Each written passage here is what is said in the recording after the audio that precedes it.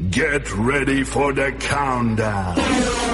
10, 9, 8, 7, 6, 5, 4, 3, 2, 1, 0. Hello students, कैसे हैं आप लोग। आज हम आपके लिए एक खास वीडियो लेक्चर लेके आए हैं जिसके अंतर्गत हम प्रश्नावली 3.3 का क्वेश्चन 3 के सारे क्वेश्चन हम सॉल्व करेंगे। इसके पहले हमने पिछले वीडियो लेक्चर में प्रश्नावली 3.3 के प्रश्न क्रमांक 1 के सारे क्वेश्चन सॉल्व कर लिए थे। उसके पश्चात हमने क्वेश्चन नंबर 2 भी किया था। तो हम प्रश्नावली 3.3 में हम प्रतिस्थापन विधि से संबंधित क्वेश्चन कर रहे हैं। तो आइए हम आज इस वीडियो लेक्चर में प्रश्नावली 3.3 का प्रश्न क्रमांक 3 का प्रथम क्वेश्चन सॉल्व करेंगे। क्वेश्चन पहला है, दो संख्याओं का अंतर 26 है और एक संख्या दूसरी संख्या की 3 गुनी है, तो हमें संख्या ज्ञात करना है। देखिए सॉल्व। पहले हम मानेंगे, माना पहली संख्या x तथा दूसरी संख्या y है। अब प्रश्नानुसार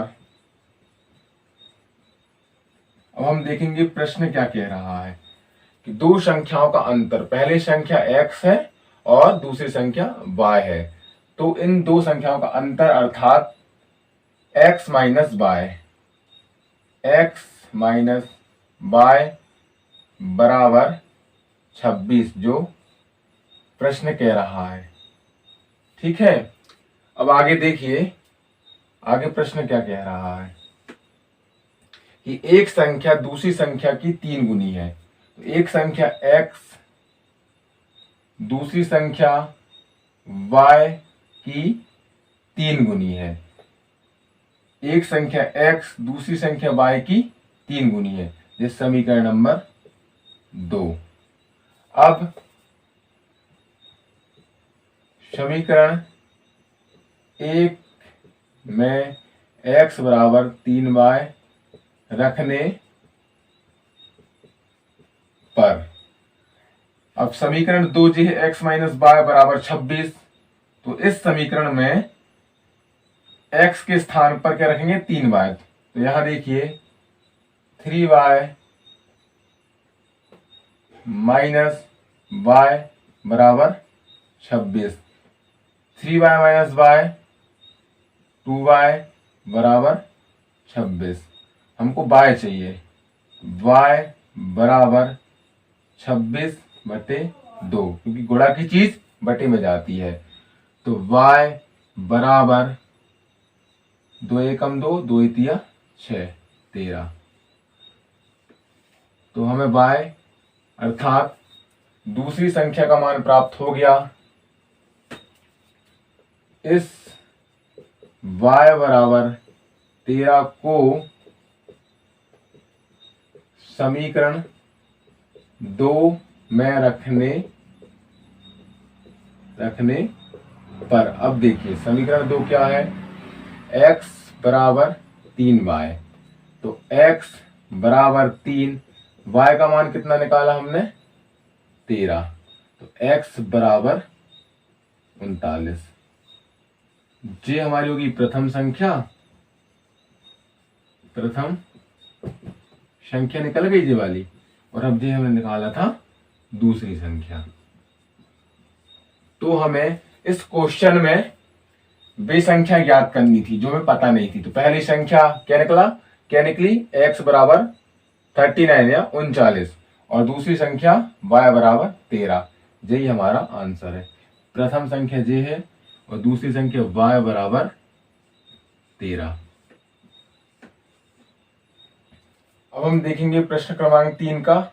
दूसरा क्वेश्चन क्या है, दो संपूरक कोणों में बड़ा कोण छोटे कोण से 18 अधिक है, उन्हें ज्ञात कीजिए।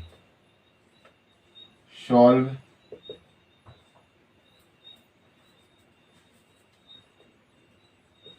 माना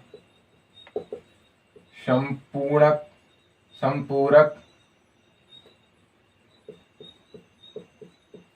कोणों में से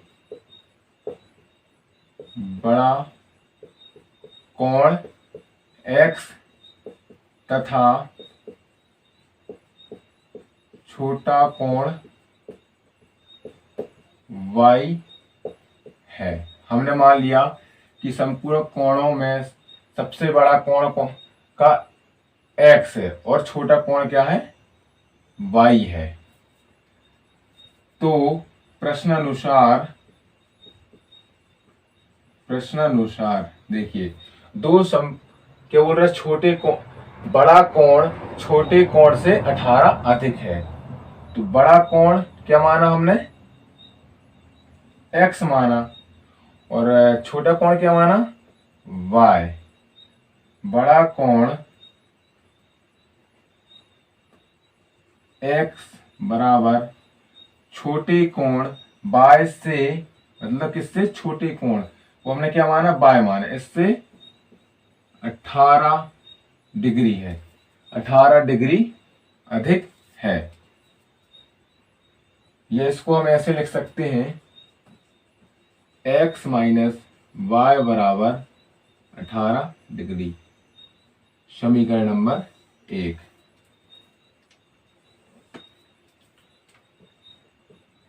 चूंकि दो संपूरक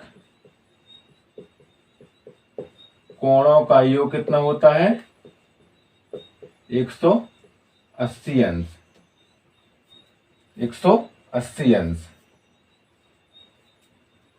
अर्थात कि बड़ा कोण x धन छोटा कोण y बराबर 180 अंश। ये समीकरण नंबर 2।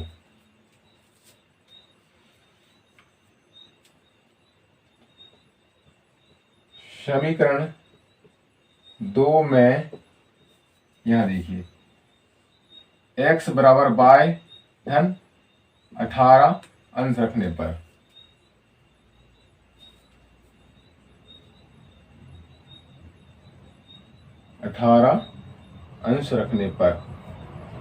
देखिए, x के स्थान पर क्या रखेंगे हम, x बराबर y प्लस 18। देखिए x कहाँ j है, y प्लस 18 प्लस y बराबर 180 अंश। तो 2y प्लस 18 बराबर 180। तो 2y बराबर 180 माइनस 18, क्योंकि प्लस का है तो वहां जाएगा माइनस। तो 2y बराबर 10 में 60 गए, 2 या 7, 7 में से 1 गए, 6, 1।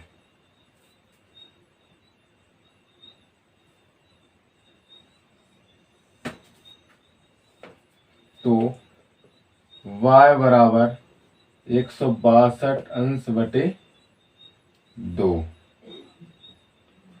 162 को 2 से डिवाइड करेंगे, 2 नाम 18, 2 अट्ठे 16, 2 एकम 2, 81। तो y बराबर 81 आ गया। ये हमारा छोटा कोण है, छोटा कोण निकाल लिया हमने। अब इस y बराबर 81 को यहां रखेंगे, इसमें x बराबर y प्लस 18। तो x बराबर y का मान कितना है, 81। प्लस 18, तो 81 प्लस 18 8199, ये निकल गया x बराबर, और x हमारा क्या है, बड़ा कोण, बड़ा कोण। तो हमने दो संपूर्ण कोणों में सबसे बड़ा कोण निकाल लिया, x बराबर 99 डिग्री या अंश, और छोटा कोण निकाल लिया y बराबर 81 अंश। यहां पर ध्यान देने योग्य बात है कि दो संपूर्ण कोणों का योग 180 अंश होता है, दो संपूर्ण कोणों का योग 180 अंश होता है। आपको समझ में आया होगा। अगर आपको समझ में नहीं आया है तो आप इस वीडियो के कमेंट बॉक्स में आप लिख सकते हैं, मैं आपको एक और वीडियो बनाकर इसको समझा दूंगा। अगर कोई भी डाउट है तो आप इस वीडियो के कमेंट बॉक्स में मेंशन कर सकते हैं। प्रश्न क्रमांक 3 का तीसरा, हम इन सभी क्वेश्चनों में प्रतिस्थापन विधि का प्रयोग कर रहे हैं। देखिए तीसरा प्रश्न क्या कहता है। एक क्रिकेट टीम के कोच ने 7 बल्ले तथा 6 गेंदें 3800 रुपये में खरीदी और बाद में उसने 3 बल्ले तथा 5 गेंदें 1750 में खरीदी। प्रत्येक का मूल्य ज्ञात करना है। यहां पर हमको दिया 7 गेंद तथा 7 बल्ले तथा 6 गेंदे का मूल्य दिया है और 5 गेंद और 3 बल्ले का मूल्य दिया है। हमको प्रत्येक का मूल्य निकालना, अर्थात एक बल्ले का मूल्य निकालना है और एक गेंद का निकालना है। तो देखिए हम इस क्वेश्चन को प्रतिस्थापन विधि की सहायता से कैसे आसान वे में सॉल्व करते हैं। सॉल्व, पहले हमको मानना पड़ेगा, माना एक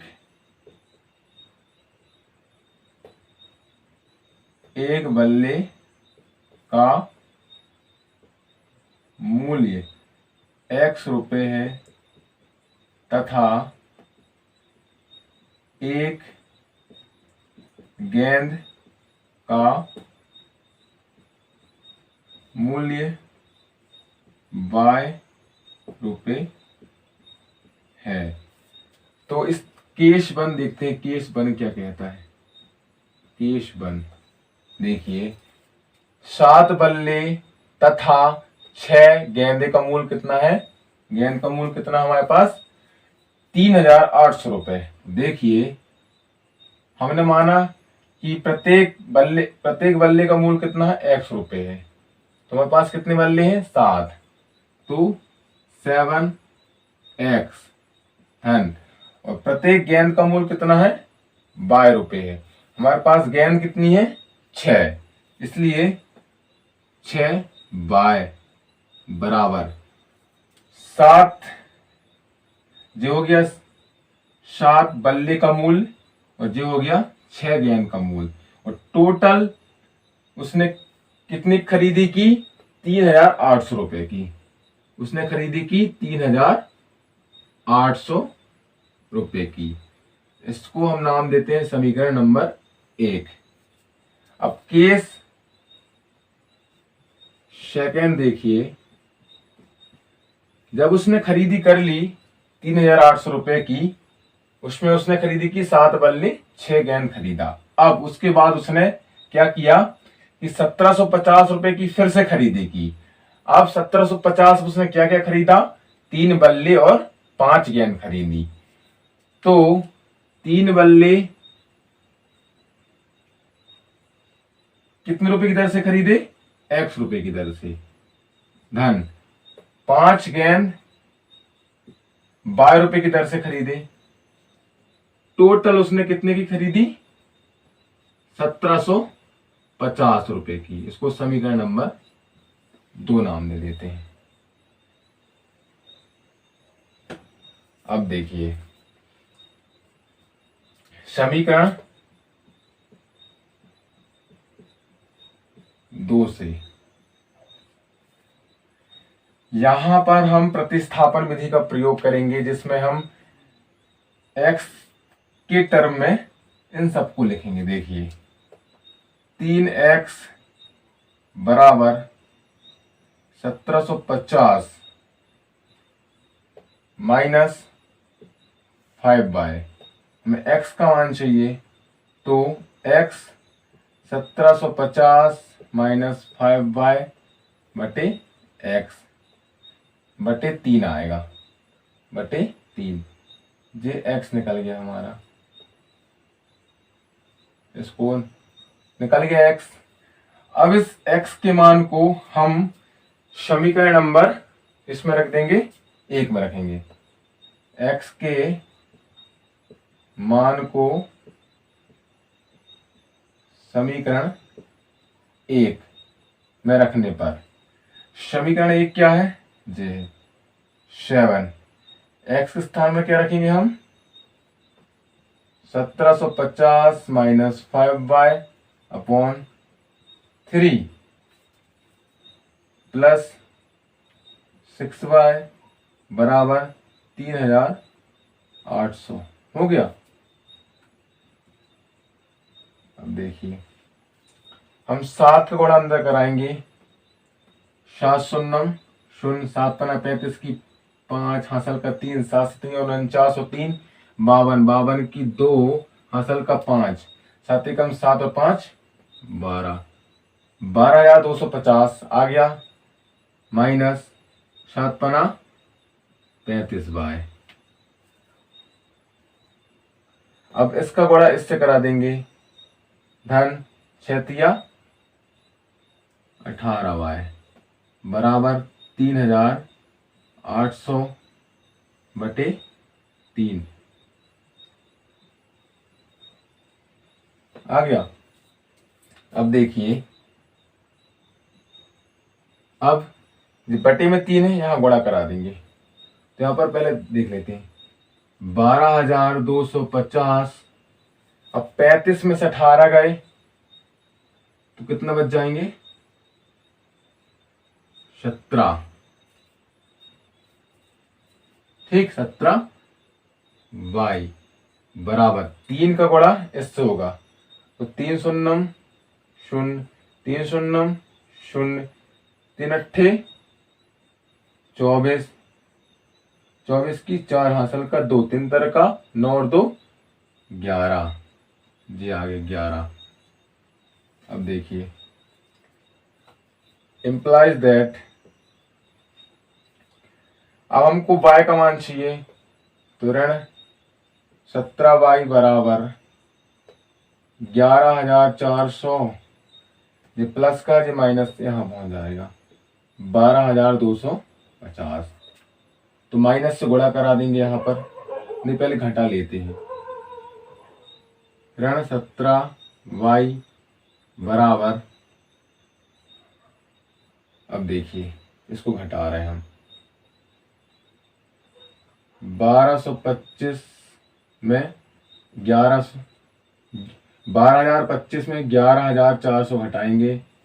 देखिए 0 5 यहाँ 1 हो 11, 11 में से 4 गए 7,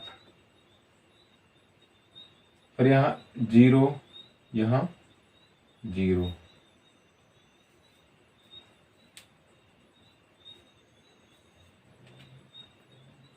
ग्यारह में से नहीं 12 में से 4 गए 8 बचेंगे यहाँ पर, 8 85 बचा। कितना बचा, 85 850 रुपये माइनस का, क्योंकि ये 12,250 माइनस में है, तो माइनस का गुणा करा देंगे, तो 17y बराबर 850, 17y बराबर 850। अब हमको बाय का मान चाहिए, तो बाय को यहाँ ये रख दिए, तो 850 बटे कितना है 17, 17 पना 85 5 बार, तो y बराबर कितना आ गया 50। अर्थात y हमने किसको माना था, एक गेंद का मूल, तो एक गेंद का मूल कितना निकल गया, 50 निकल गया। अब इस y के मान को हम कहाँ रखेंगे, समीकरण नंबर जे x के मान में रखेंगे। तो आप स्क्रीनशॉट ले लें, फिर आगे हम समझाते हैं। देखिए इसको यहाँ, इसको रहने दो, y माना हमें,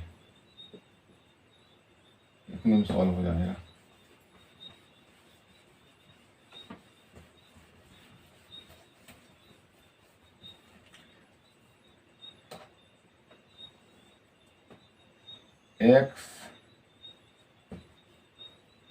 x बराबर 1750 माइनस 5y बटे 3।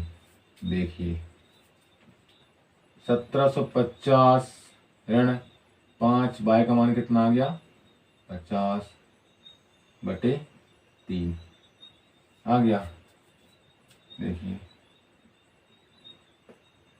1750 ऋण 5 25 मतलब 250 बटे 3 हम घटाएंगे,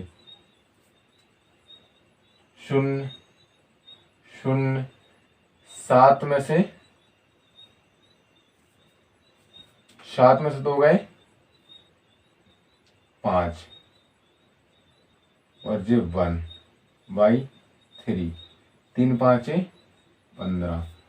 तो x बराबर कितना आ गया, x बराबर 500। देखिए जी x बराबर 500 आ गया, x बराबर 500। हमने x किसको माना था, एक बल्ले का मूल, तो हमने एक बल्ले का मूल निकाल लिया, कितना आ गया 500 रुपए, और एक गेंद का मूल कितना आ गया 50 रुपए। हमको मूल्य ज्ञात करना था किसका, प्रत्येक का, प्रत्येक मतलब एक गेंद का और एक बल्ले का। तो एक बल्ले का मूल कितना आ गया हमारे पास 500 रुपए, और एक गेंद का मूल कितना आ गया 50 रुपए। तो हम प्रतिस्थापन विधि की सहायता से देखिए हम ऐसे क्वेश्चन को किस प्रकार से हम हल कर पाते हैं। आप और क्वेश्चन लगा के देखिए, अगर फिर भी आपको समझ में नहीं आता है तो आप कमेंट बॉक्स में बता सकते हैं। तो जो भी क्वेश्चन बचे हैं वो मैं फिर से अगले वीडियो लेक्चर में करवा दूंगा। लेकिन आप इन क्वेश्चन को कम से कम 2 या 3 बार करके देखिए, समझिए कि मैंने कैसे कैसे स्टेप फॉलो किए हैं, आप भी वैसे स्टेप फॉलो करेंगे तो आपको यह क्वेश्चन आसान लगने लगेंगे। बस आपको प्रैक्टिस करनी है, तो बहुत आसान है, बस मेथड को फॉलो करना कि प्रतिस्थापन विधि की सहायता से हम ऐसे समीकरण, ऐसे पूरे इस समीकरण को या पूरे सवाल को हम कैसे सॉल्व कर पाते हैं। बहुत आसान है, बस आप मेथड समझिए। अब हम प्रतिस्थापन विधि की सहायता से आयु संबंधित प्रश्न करेंगे। तो प्रश्न क्रमांक 3 का अंतिम क्वेश्चन है 6वां। इसमें इस क्वेश्चन में हम आयु संबंधित प्रश्न करेंगे। हमको 5 वर्ष पूर्व की आयु दी है और 5 वर्ष बाद की आयु दी है, ठीक है ना। हमको वर्तमान आयु निकालना। हम देखिए हम प्रतिस्थापन विधि की सहायता से आयु संबंधित प्रश्न को कैसे सॉल्व करते हैं, समझिए। यहां पर सॉल्व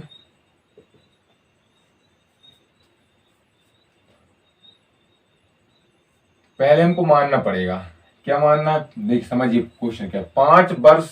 5 वर्ष बाद जैकब की आयु उसके पुत्र की आयु से 3 गुनी हो जाती है। 5 वर्ष पूर्व जैकब की आयु उसके पुत्र की आयु की 7 गुनी थी।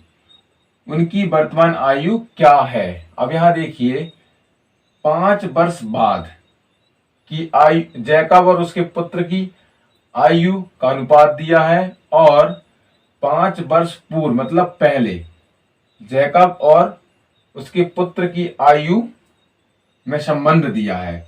तो हमको जैकब और उसके पुत्र की वर्तमान आयु ज्ञात करनी है। तो हमें वर्तमान आयु नहीं मालूम, तो हम मानते हैं, माना जैकब की वर्तमान आयु x वर्ष है। ओके, और पुत्र की वर्तमान आयु y वर्ष है। अब देखिए प्रश्न क्या कहता है। स्थिति प्रथम,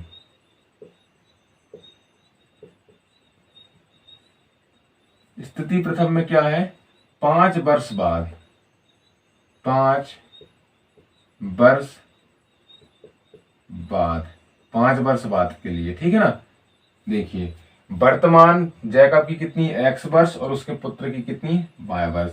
5 वर्ष बाद मतलब वर्तमान आज की स्थिति में वो x वर्ष का कौन है, जैकब है, और y वर्ष का उसका पुत्र है। तो आज के 5 वर्ष बाद, तो 5 साल जैकब की आयु बढ़ जाएगा और 5 साल उसके पुत्र की आयु बढ़ जाएगा। 5 साल बाद जैकब की कितनी हो जाएगी, जैकब की हो जाएगी वर्तमान x है, 5 और बढ़ जाएगा इसमें, और पुत्र की कितनी हो जाएगी, वर्तमान y है और 5 और बढ़ जाएगा, क्योंकि 5 साल बाद की निकालना है तो 5 तो दोनों में जोड़ना पड़ेगा। अब देखिए क्वेश्चन क्या कहता है, 5 वर्ष बाद जैकब की आयु कितनी है, x + 5 है 5 वर्ष बाद, उसके पुत्र की आयु की तिगुनी हो जाएगी। तो देखिए बराबर पुत्र की आयु कितनी है, y + 5, पुत्र की आयु जे है 5 वर्ष बाद की, इसकी 3 गुनी हो जाएगी, तो 3 का गुणा कर देंगे हम यहाँ पर। तो अब इसको हम सॉल्व करते हैं। x + 5 बराबर 3 का अंदर गुणा कराएंगे, 3y + 15। तो x y को इस तरफ कर लेंगे, x - 3y बराबर 15 ऋण 5। तो x ऋण 3y बराबर 10। ये इसको दे देंगे समीकरण नंबर 1। ओके स्टूडेंट्स, अब हम स्थिति सेकंड देखेंगे। स्थिति सेकंड, अब देखिए 5 वर्ष पूर्व की बात हो रही है यहाँ पर, क्या 5 वर्ष पूर्व अर्थात पहले। तो वर्तमान आयु कितनी x है, तो x से हमें 5 वर्ष पीछे जाना पड़ेगा, अर्थात कि हमें घटाना पड़ेगा। तो जैकब की आयु कितनी हो जाएगी, 5 वर्ष पूर्व। देखिए वर्तमान x है, वर्तमान से पीछे जाना पड़ेगा कितने साल, 5 साल। तो पीछे जाने के लिए माइनस करेंगे, तो -5, और पुत्र की हो जाएगी वर्तमान y है, तो 5 साल पीछे आएंगे तो -5। अब क्वेश्चन क्या कहता है कि जैकब की आयु उसके पुत्र की आयु की 7 गुनी थी। तो जैकब की आयु कितनी है अभी की, मतलब 5 साल पहले कितनी है, कितनी थी, x - 5 बराबर जे 5 वर्ष पूर्व की x - 5 किसकी, जैकब की है। तो उसके पुत्र की आयु कितनी, y - 5 की 7 गुनी हो जाएगी। तो इसमें पुत्र की आयु में 7 का गुणा हो जाएगा। हम 5 वर्ष पूर्व की आयु की बात कर रहे हैं। देखिए x - 5 बराबर 7 का अंदर गुणा करेंगे, 7y - 7 × 5 35। तो x y को इस तरफ कर लेंगे, x - 7y बराबर ऋण 35 धन 5। तो x - 7y बराबर ऋण 35 धन 5 ऋण 30 बचा। ये समीकरण नंबर 2। अब हमने समीकरण 1 बना लिया, समीकरण 2 बना लिया। अब देखिए हम यहाँ इन इन समीकरण 1 और 2 समीकरण युग्म को प्रतिस्थापन विधि से सॉल्व करेंगे। तो समीकरण 1 से देखिए, समीकरण 1 से क्या है, x बराबर कितना निकल जाएगा, 10 ऋण 3y है तो धन 3y। ठीक है, समीकरण 1 से निकाल लिया। अब समीकरण 2 में रखते हैं, रखने पर x का मान 10 धन 3y ऋण 7y बराबर ऋण 30। तो ऋण 7y 3y ऋण 4y ऋण 30 और धन का 10 वहां जाएगा, ऋण का 10 हो जाएगा। तो ऋण 4y बराबर ऋण 40। तो माइनस माइनस प्लस हो जाएगा, तो y बराबर 40/4। तो y बराबर कितना आ गया, 10। y हमने किसको माना था, किसकी आयु को माना था, y हमने पुत्र की आयु को माना था। तो पुत्र की वर्तमान आयु कितने वर्ष निकल गई, 10 वर्ष निकल के आ गई। पुत्र की वर्तमान आयु को हमने y माना था, तो पुत्र की वर्तमान आयु ये देखिए 10 वर्ष निकल के आ गई। अब हम इस y के मान को समीकरण 1 में रखेंगे, इस y के मान को हम समीकरण 1 में रखेंगे। तो देखिए पुत्र की आयु जे y निकाल ली, अब हमें निकालना जैकब की आयु। ठीक है ना, देखिए हमको निकालना जैकब की आयु। पुत्र की निकल चुकी है, y बराबर, y को माना पुत्र की आयु, y बराबर 10 वर्ष। तो y का मान y बराबर 10 समीकरण 1 से, जहां y वहां 10 रख देंगे, x माइनस 3 गुणा 10 बराबर 10, x माइनस 3 गुणा 10 30 बराबर 10। तो x बराबर 10 ऋण का 30 हो जाएगा, धन का 30। तो x बराबर कितना आ गया, 40। 40 किसकी आयु निकल के आ गई, 40 वर्ष किसकी निकली, जैकब की। तो जैकब की वर्तमान आयु कितनी निकली, 40 वर्ष, और पुत्र की 10 वर्ष। हमें यही निकालनी थी, हमको वर्तमान आयु निकालनी थी, जो हमने x वर्ष किसको माना था, जैकब की वर्तमान आयु को, जो हमने निकाली है 40 वर्ष, और y किसको माना था, उसके पुत्र की वर्तमान आयु को y माना था, जो हमने 10 निकाल लिया। तो स्टूडेंट्स, हमने प्रतिस्थापन विधि की सहायता से आयु संबंधित क्वेश्चन किए। आप इस क्वेश्चन को ध्यान से समझिए और जो जो मैंने किया वो आप स्टेप फॉलो कीजिए, आपको समझ में आएगा। कम से कम 1 से 2 बार आप करके देखिए। तो आज हमने इस वीडियो लेक्चर में प्रश्नावली 3.3 का प्रश्न क्रमांक 3 के 4 क्वेश्चन सॉल्व किए, पहला, दूसरा, तीसरा और ये छठवां। 2-3 क्वेश्चन और बचे हुए हैं, उन्हें आप करके देखिए। अगर फिर भी वे क्वेश्चन आपको समझ में नहीं आते हैं तो आप इस वीडियो के कमेंट बॉक्स में बता सकते हैं। विशेष बात कि प्रश्नावली 3.3 से जो समीकरण युग्म दिए हैं ना, उनको हमने प्रतिस्थापन विधि से सॉल्व किया था। इस टाइप के क्वेश्चन आएंगे 4 नंबर में, या तो फिर जो मैंने जो 4 क्वेश्चन कराए हैं, ये वाले 4 में से कोई एक क्वेश्चन आएगा 4 नंबर में, अर्धवार्षिक में भी आएगा और वार्षिक में भी आएगा। जो मैंने जो इस वीडियो लेक्चर में करवाया है, इन चारों क्वेश्चन को आप बार बार करके देखें, प्रैक्टिस करें, ऐसे ही क्वेश्चन आएंगे। ज्यादा लेंथी क्वेश्चन नहीं आएंगे क्योंकि सिलेबस रिड्यूस हुआ, कम हुआ है। ठीक है ना, तो आप इन क्वेश्चन को करके देखिए और जो क्वेश्चन बचे उनको भी करके देखिए। समझ में नहीं आता आप मुझे बताइए, मैं एक और वीडियो में उन 2-3 क्वेश्चन बचे उनको करवा दूंगा। तो हम अगले वीडियो लेक्चर में प्रश्नावली 3.4 करेंगे। उस 3.4 प्रश्नावली को करने से पहले अब हम पढ़ेंगे प्रतिस्थापन विधि तो कर ली है हमने, अब पढ़ेंगे विलोपन विधि, एलिमिनेशन मेथड।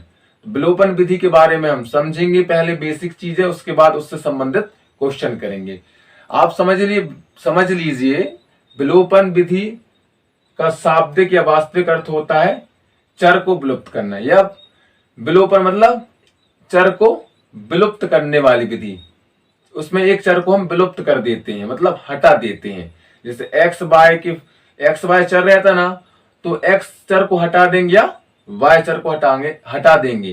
कहीं ना कहीं जो विलोपन विधि होती है वो बहुत हेल्पफुल होती, बहुत सरल होती है। किसके सापेक्ष? प्रतिस्थापन विधि के सापेक्ष।